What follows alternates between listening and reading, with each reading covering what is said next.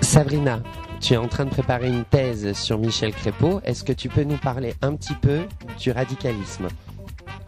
Le radicalisme, comme l'a porté très haut Michel Crépeau, c'est justement cette valeur humaniste qui nous saigne tous les jours aujourd'hui quand on voit les repères qui se délitent et qui sont abîmés. C'est pour ça qu'il faut tenter de remettre ces valeurs non au goût du jour parce qu'elles sont ancrées au cœur de chaque Français, mais bien au-dessus de la scène.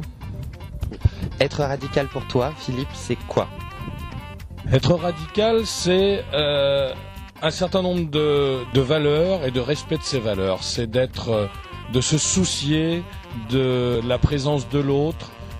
Toujours la volonté d'aider les gens et tout mon programme découle de cette conviction. Et ça... De solidarité, de marquer l'intérêt que l'on a pour une vie en collectivité qui doit être toujours, et je pense que c'est notre première pensée, c'est une collectivité où l'homme a toute sa place et non pas l'homme au service de la collectivité.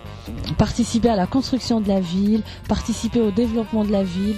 C'est aussi bien évidemment issu d'un certain nombre de pensées principalement pour la laïcité, l'absence de dogme.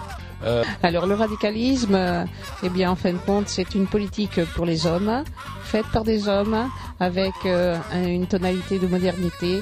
C'est l'avenir, en fin de compte. Le droit de réfléchir sur tous les sujets, ne pas avoir de tabou sur des sujets qui sont parfois traités de manière très politicienne, c'est-à-dire de manière parfois démagogique. Je pense que le radicalisme, c'est l'absence précisément de démagogie. Le radicalisme, avant tout, c'est une idée de bonheur.